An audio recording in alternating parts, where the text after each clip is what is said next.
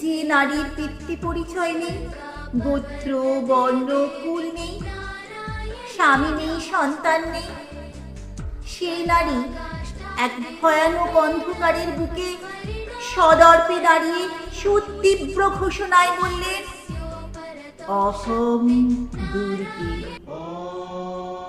প্রতিষ্ঠিত হলো তার পরিচয়। মহাকাল আনত শিরে তাকে বন্দনা করলেন, গ্রহণ করলেন তাকে। মেঘে বিদ্যুতে আলোয় অন্ধকারে শুভে অশুভে জীবনে মৃত্যুতে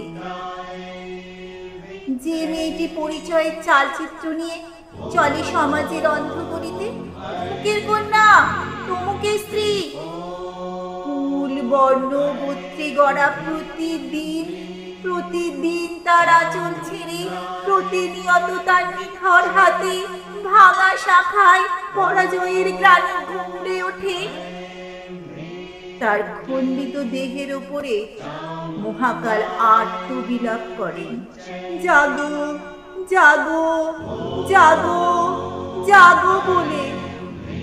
কে জাগবে? কার হবে অকাল বোধন?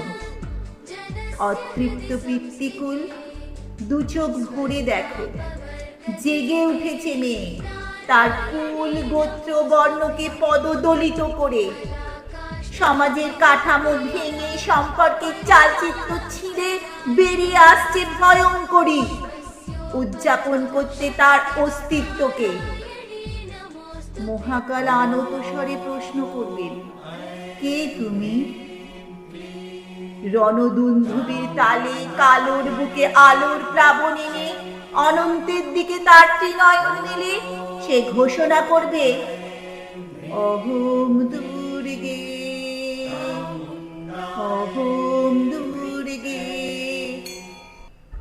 কেবল এক পক্ষ নয়, দুই পক্ষ নয়, সমস্ত পক্ষ কাল জেগে থাকুক দেবী পক্ষ হয়ে।